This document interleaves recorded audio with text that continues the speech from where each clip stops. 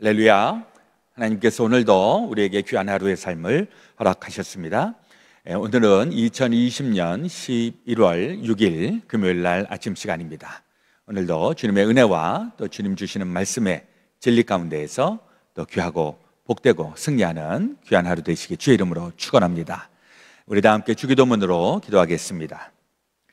하늘에 계신 우리 아버지여, 이름이 거룩히 여김을 받으시오며 나라 임하옵시며 뜻이 하늘에서 이루어진 것 같이 땅에서도 이루어지이다. 오늘날 우리에게 일용할 양식을 주옵시고 우리가 우리에게 죄 지은 자를 사하여 준 것 같이 우리의 죄를 사하여 주옵시고 우리를 시험에 들게 하지 마옵시고 다만 악에서 구하옵소서. 대개 나라와 군세와 영광이 아버지께 영원히 있사옵나이다.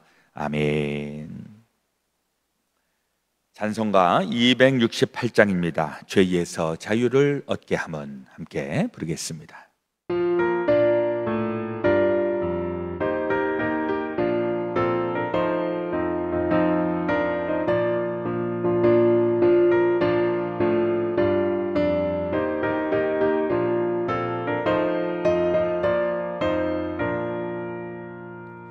죄에서 자유를 얻게 함은 보혈에는요 주의 보혈 시험을 이기고 승리하니 참 놀라운 능력이로다. 주의 보혈 능력이 또다. 주의 피 믿어 주의 보혈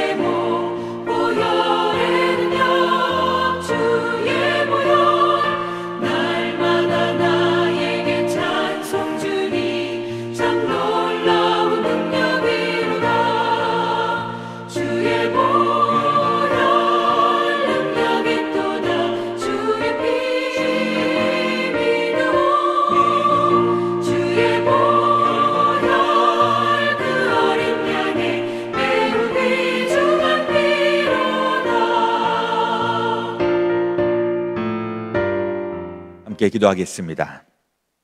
주 여호와의 영이 내게 내리셨으니 이는 여호와께서 내게 기름을 부으사 가난한 자에게 아름다운 소식을 전하게 하려 하심이라. 참 좋으신 우리 아버지 하나님, 오늘도 우리에게 새날 새 아침 허락하여 주시니 감사합니다. 오늘도 주님과 함께 또 주의 말씀을 기뻐하며 상고하며 아름다운 삶, 복된 삶, 승리하는 삶 되게 하여 주시옵소서. 오늘도 주님을 사랑하는 우리 새벽 기도꾼들이 변함없이 우리 주의 말씀을 붙잡고 하루를 시작합니다. 우리 가운데에 주님의 영권을 더하여 주시고 하나님께서 저희를 통해서 이루시고자 하는 놀라운 일들을 이루시고 영광 드러내시옵소서.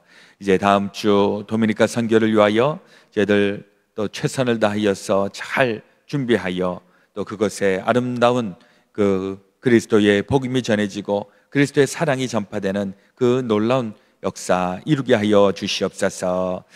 또한 이 미국 땅 위에 아버지 하나님 함께 하여 주시고 대통령 선거 또한 이 혼란한 가운데에 하나님께서 함께 하여 주시고 통치하여 주시옵소서.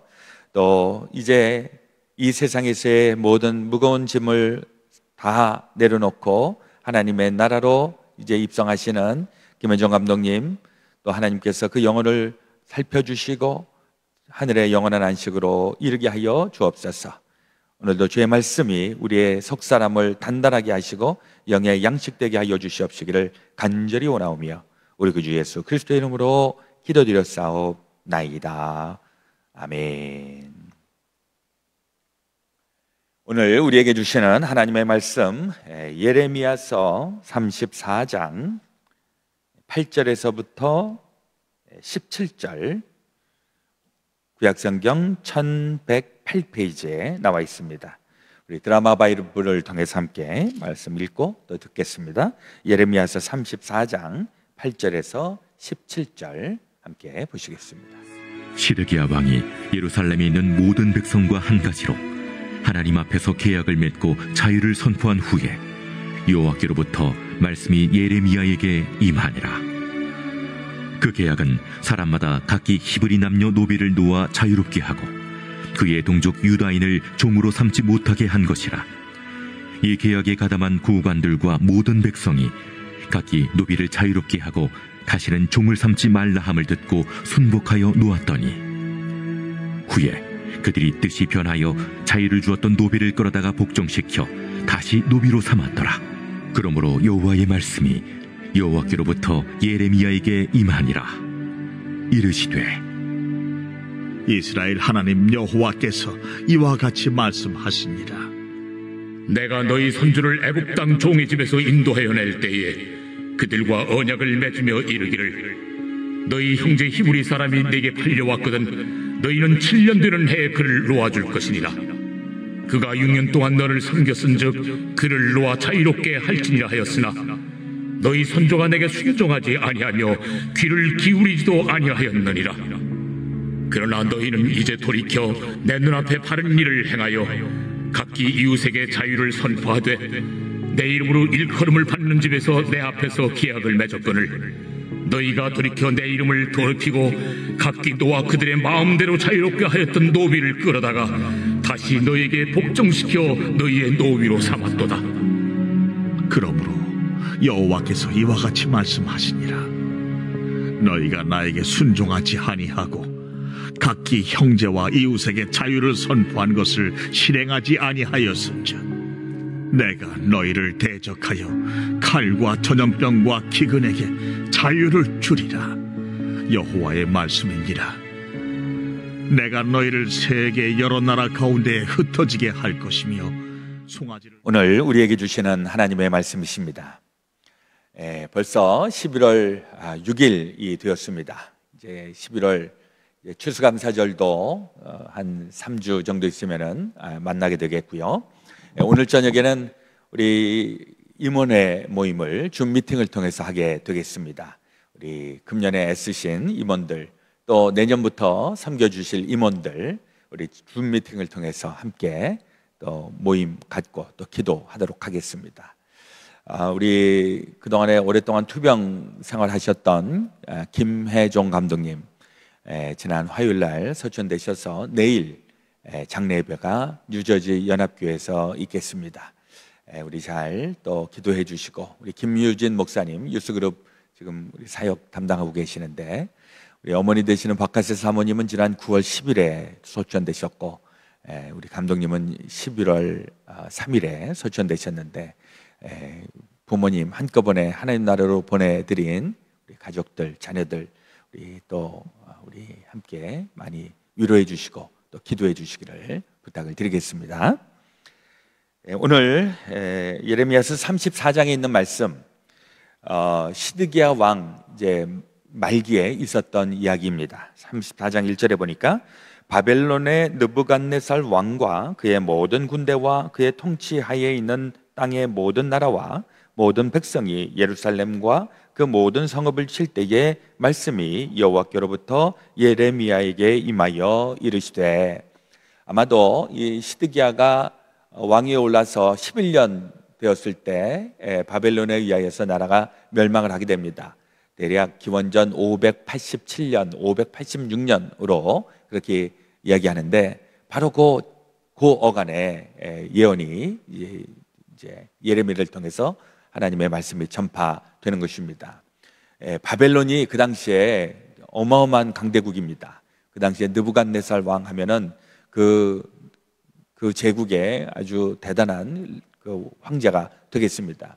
이 느부갓네살이 쳐들어와서 여기 1절에 좀 주목해서 보여지는 단어가 모든 군대, 모든 나라, 모든 백성, 모든 성읍.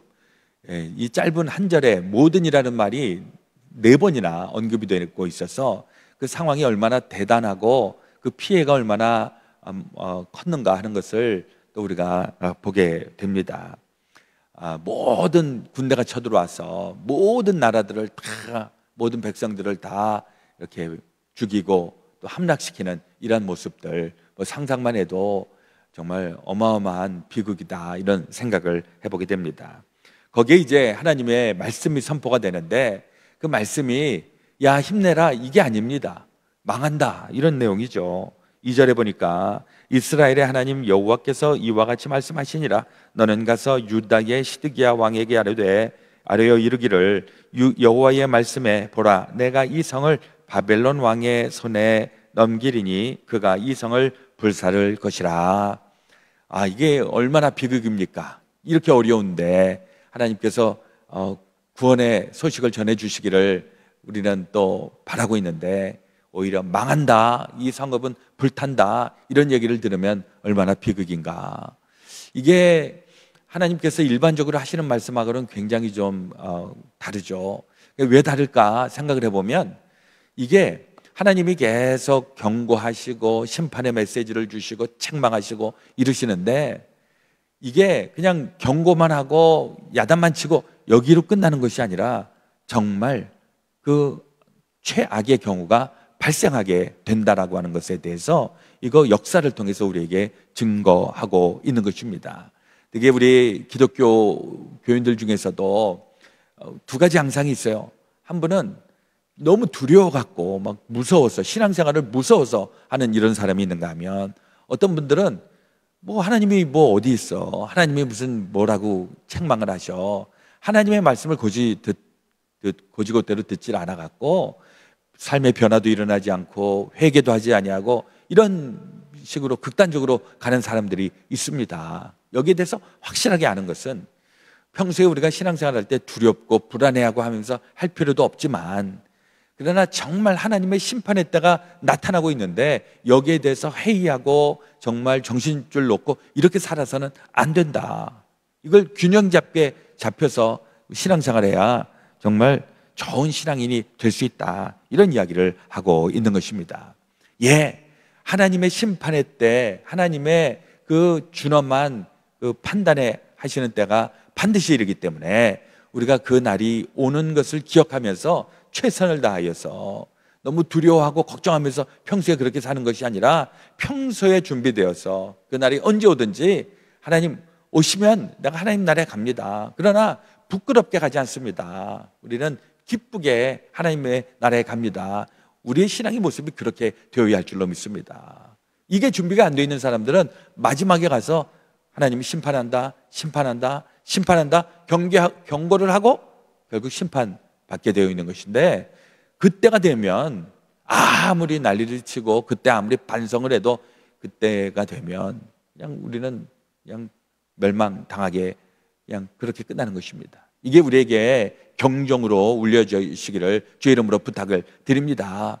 우리가 신앙생활을 왜 하고 있습니까? 우리가 그냥 신앙생활 대충 그냥 이 세상에서 잘 먹고 잘 살자, 이런 식으로 우리가 신앙생활 하는 게 아니라, 진짜 우리가 하나님의 사람인데, 이 신앙생활 하는 게 여러분들 어떠십니까? 신앙생활이 만만하십니까?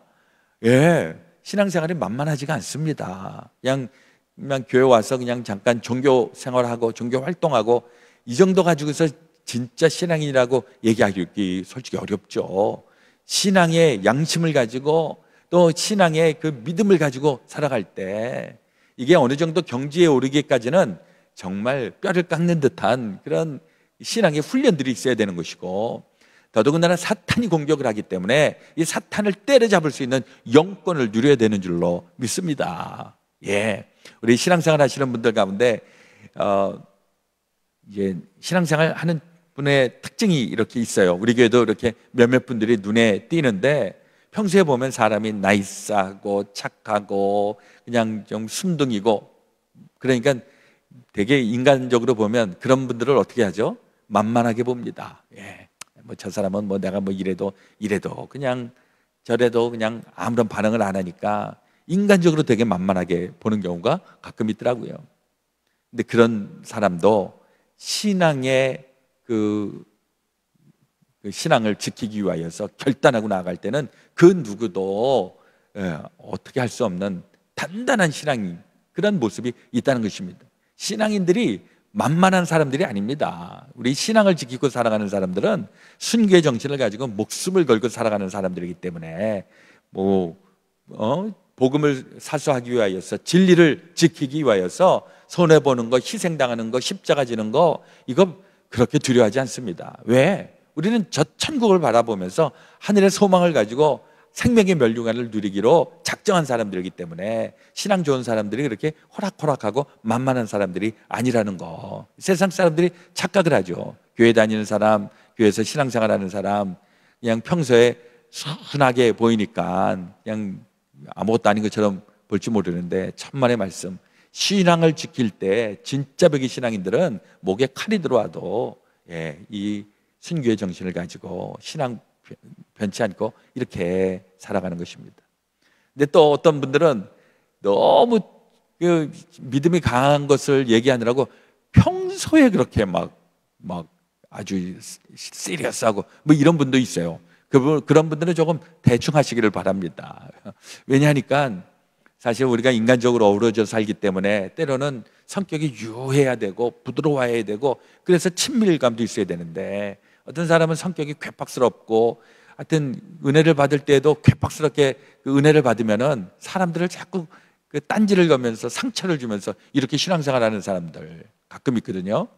이런 분들은 리더로 성장할 때에는 상당히 훈련을 받아야 됩니다. 리더들은 자기 성질대로 하는 게 아니기 때문에, 리더는 다른 사람들을 이끌고 다른 사람들을 챙기고 돌보고 이래야 되기 때문에 그러한 기술, 그러한 인격을 연마할 수 있을 필요가 있기 때문에, 그런 분들은 교회 지도자로 쓰임을 받을 때는 반드시 훈련을 받아야지, 훈련받지 않고서 그냥 거친 형상, 거친 그런 모습으로 리더의 모습을 가지면은 많은 사람들에게 상처를 줄 수 있기 때문에, 이건 우리가 밸런스를 잘 맞추고 좀 참 그렇게 할 수 있게 되시기를 바랍니다. 예, 그래도 정말 중요한 건 신앙을 지켜야 될 때, 이럴 때는 정말 목숨을 걸고라도 불의와 타협하지 않고 하나님의 믿음을 지키고, 이건 우리가 반드시 해야 될 줄로 믿습니다. 가장 우리가 주목해서 볼 수 있는 그 캐릭터가 예레미야인 것이죠. 이 예레미야도 믿음을 지키기 위하여서 자기가 지금 그 시위대의 뜰 거기에서 갇혀 있어도 사람들이 미워하고 막 해도 목에 칼이 들어가도 하나님의 말씀은 전하고 있다. 지금 이 나라가 멸망하기 직전이니까 나라가 지금 상당히 어수선한 이때입니다. 근데 이때 놀랍게도 8절에 보니까 시드기야 왕이 예루살렘에 있는 모든 백성과 한 가지로 하나님 앞에서 계약을 맺고 자유를 선포한 후에 여호와께로부터 말씀이 예레미야에게 임하니라. 자, 이게 이제 무슨 얘기냐면, 나라가 멸망하기 직전인데 이 시드기야 왕이 갑자기 그 노예들, 종 이런 사람들을 다 이렇게 자유를 주는 겁니다. 자유인으로 만든 것입니다. 그동안에는 넌 종이고 너는 노예고 뭐 이렇게 다 억압을 했었는데 다 풀어 놓은 것입니다. 그때에 그 예레미야를 통해서 주신 하나님의 말씀이 뭐냐? 9절, 그 계약은 사람마다 각기 히브리 남녀 노비를 놓아 자유롭게 하고 그의 동족 유다인을 종으로 삼지 못하게 한 것이라. 이 말씀을 들으면은 무슨 생각이 나십니까? 희년, 주빌리. 예. 이게 이제 7년이 7번 돌아오면 49년이 지나면 모든 노예들을 다 자유롭게 해라 하는 희년법입니다. 그러니까 히브리의 그 종들도 처음부터 종이었던 사람이 아니라 자유인이었다가 뭔가 범죄를 하거나 뭔가 그 돈을 갚지 못하거나 이래갖고서 종이나 노예로 전락한 사람들, 그런 사람이라도 49년 희년이 되면 희년을 선포하고 자유인으로 다 풀어주어라, 그런 말씀인데 지금 그것을 실천한 겁니다. 이 시드기야가 멸망하기 직전에.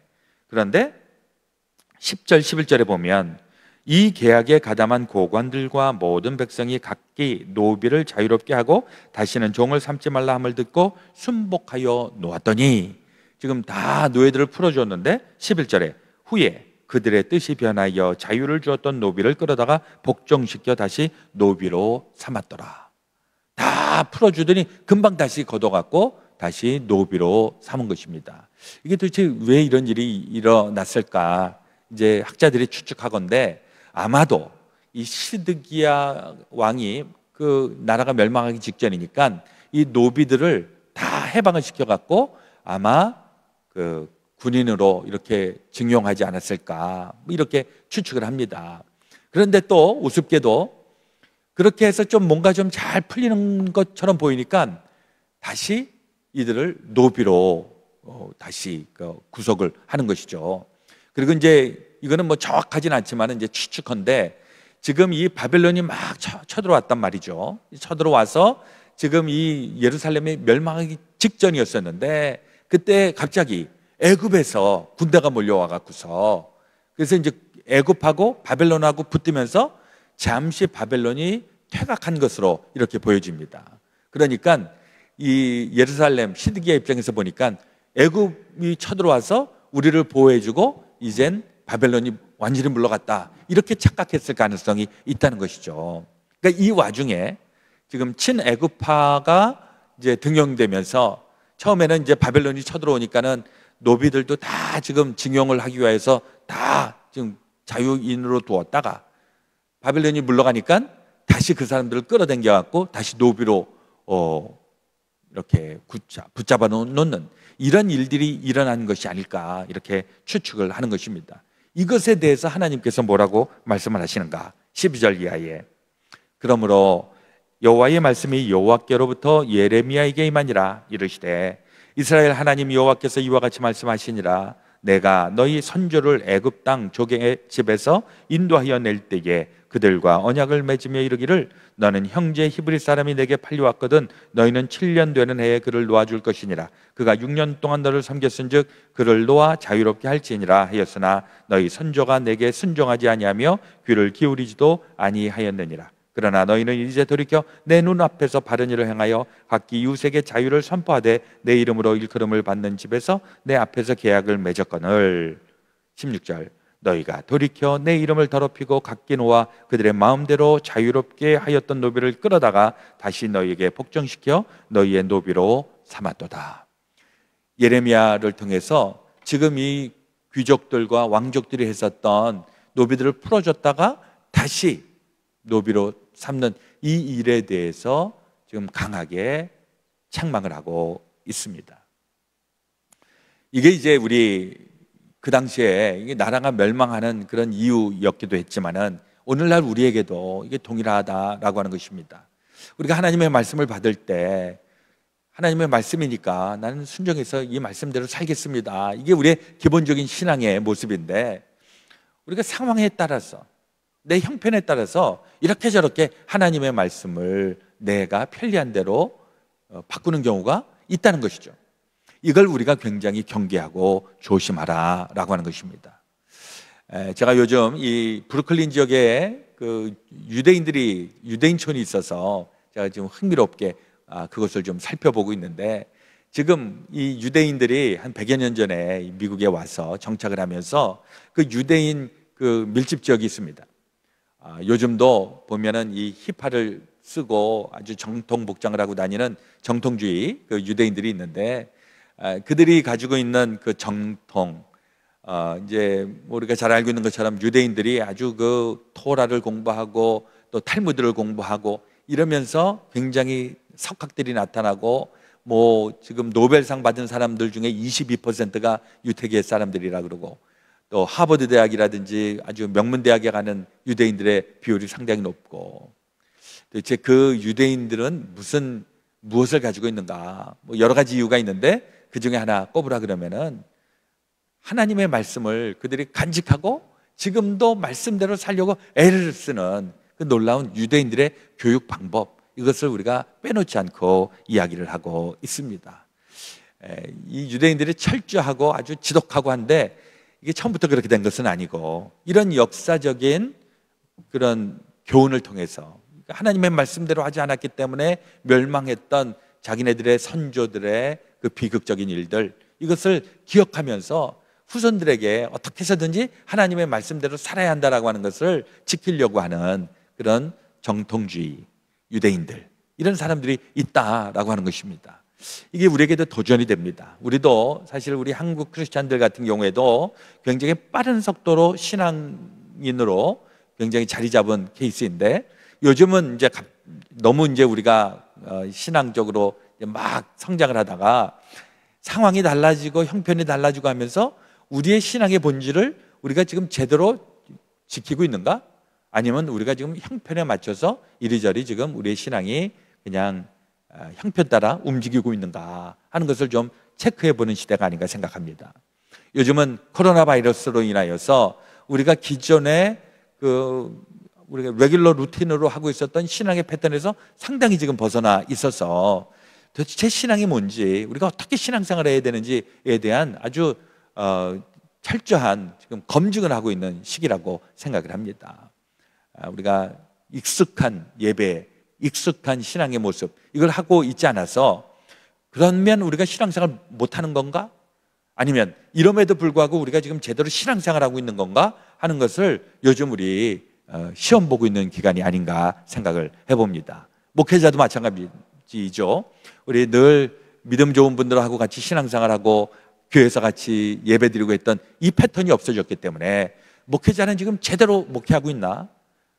양들을 지금 제대로 돌보고 있나? 하는 것을 우리들도, 목사들도 다 지금 시험 보고 있는 기간이 아닌가 생각을 해봅니다. 예, 어려울 때 우리가 어렵기 때문에 상황도 봐야 되고 형편도 봐야 되지만은 신앙의 본질까지 놓쳐서는 안 되겠다는 이런 생각을 우리 반드시 품으시고, 우리 어려울 때, 힘들 때, 테스트를 할 때, 이때 진짜 백의 신앙인으로 우리 다 나타날 수 있게 되시기를 우리 그 주 예수 그리스도의 이름으로 부탁하며 축원합니다. 아멘. 오늘 우리 기도하실 때에는 우리 편찮으신 분들 우리 마음에 품고 같이 기도하기 원합니다. 우리 또 미국을 위해서 기도해 주시고, 우리 내일은 우리 김혜정 감독님의 장례 예배, 우리 모든 장례식이 또 하나님의 은혜 가운데서 잘 진행되기를 또 위해서 기도해 주시기를 바랍니다. 우리 도미니카 단기 선교팀 위해서도 기도해 주시기를 바라고, 우리 임원 되시는 분들은 오늘 저녁에 줌 미팅을 통해서 또 만나도록 하겠습니다. 자, 먼저 기도하겠습니다. 하나님 우리 아버지, 오늘도 예레미야의 말씀을 통하여 고대 이스라엘 사람들에게 있었던 이야기와 또 오늘날 우리에게 들려주시는 하나님의 말씀, 우리 같이 비교하면서 우리의 신앙의 모습들을 다시 한번 살펴보게 하시니 감사합니다. 우리 이렇게 어려울 때 형편에 따라서, 상황에 따라서 이리저리 흔들거리는 신앙이 아니라 진짜 중심을 가지고 믿음의 본질을 우리 놓지 아니하고 끝까지 이 믿음의 경주를 완주해 나갈 수 있도록 인도하여 주옵소서. 우리 또 육신의 질병을 지니고 있는 우리 믿음의 권속들을 기억하여 주시고, 우리 하나님의 치유의 손길, 하나님께서 돌봐주시는 그 하나님을 날마다 체험하고 주님 함께하여 주시니 또 모든 질병보다 더 낫게 하여 주시는 하나님의 은혜가 많게 하여 주시옵소서. 우리 여러 가지로 어려운 시절, 또 이런 상황 속에 저희들의 모습과 신앙이 함몰당하지 아니하도록 인도하여 주시고, 어려울 때 더 하나님이 주시는 복과 은혜와 능력을 가지고 모두 다 이겨나갈 수 있도록 도우시고 함께하여 주시옵소서.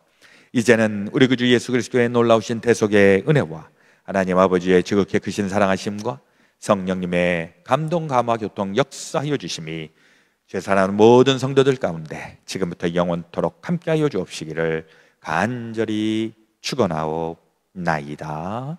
아멘.